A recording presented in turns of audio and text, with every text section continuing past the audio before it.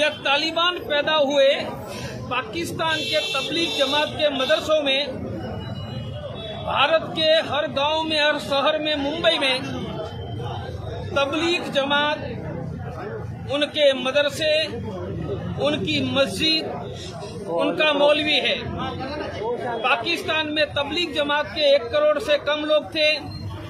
उन्होंने 75,000 तालिबान पैदा किए। भारत में 7 करोड़ तबलीगी है, तो भारत का तालिबानीकरण का खतरा ज्यादा है।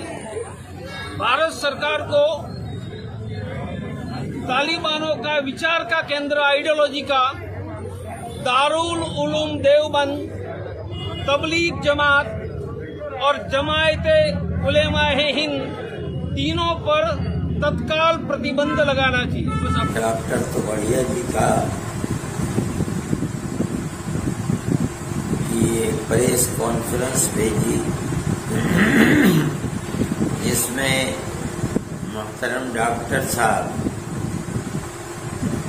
तालिबान के सिलसिले में ये बता रहे हैं कि तबलीगी जमात उनकी माँ है, दारुल उलूम देवबंद उनका बाप है, और उन्होंने ये मुतालबा किया है कि तबलीगी जमात को, दारुल उलूम देवबंद को और जमीयत उलमा को बंद किया जाए। ये नहीं उन्होंने बताया कि जमीयत उलमा हिंद से तालिबान का रिश्ता क्या है। आया जमीयत उलमा हिंद उनका चचा है, ताया है, मामू है, खालू है, कौन है, ये नहीं बताया।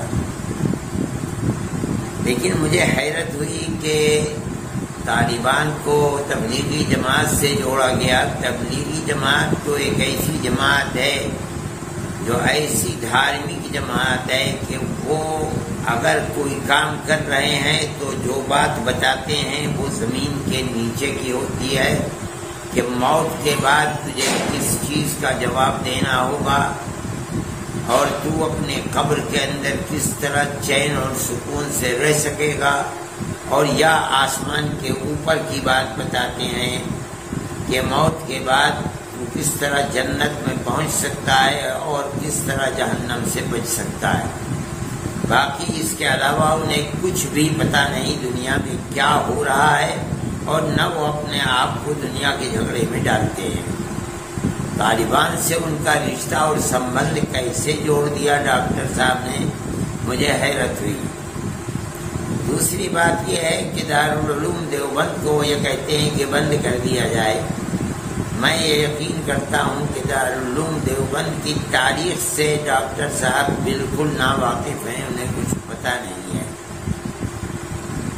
मैं बताता हूँ कि दारुल उलूम देवबंद तो सन 1866 में जब बना है, जब 1857 का जिहाद जिसमें हिंदू और मुसलमान दोनों शरीक थे उसमें नाकामी हो गई, और ख़ास तौर पर जो मुसलमानों के मुजाहिद थे और जंग कर रहे थे गुलामी के खिलाफ, उनको चुन चुन कर दिल्ली के अंदर फांसी दे दी गई। 33,000 उलमा को दिल्ली के अंदर कत्ल किया गया, और लाल किले से लेकर के जामे मस्जिद तक जो दरख्त थे उन पर उनको लटका दिया गया।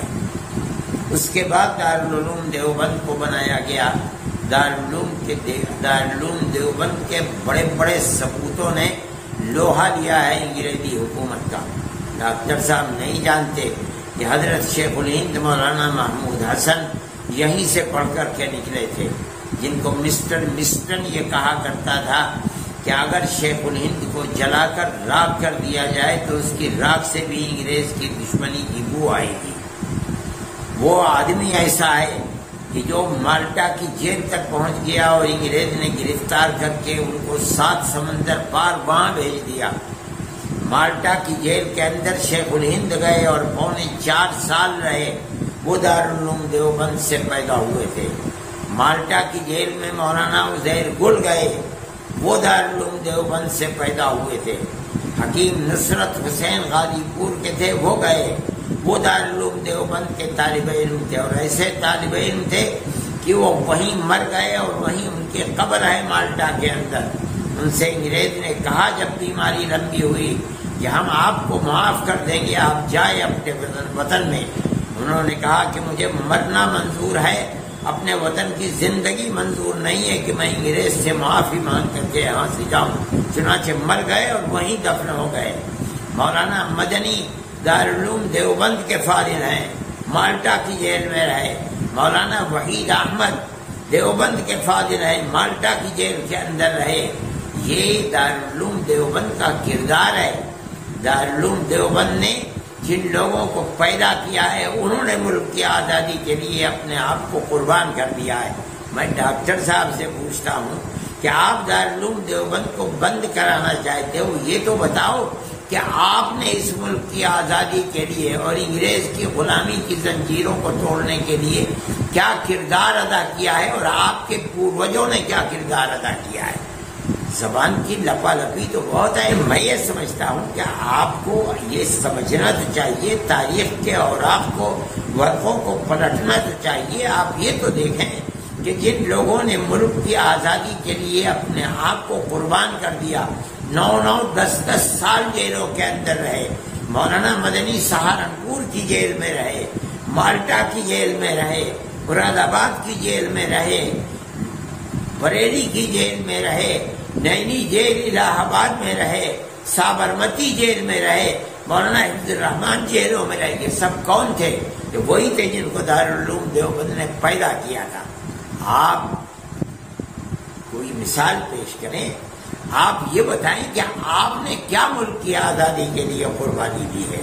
آزاد ملک آپ کو مل گیا اور آپ کو آگے بڑھا دیا گیا۔ آپ آگے بڑھ کر کے یہ بات کر رہے ہیں، مگر یہ بات حقیقت کے خلاف ہے۔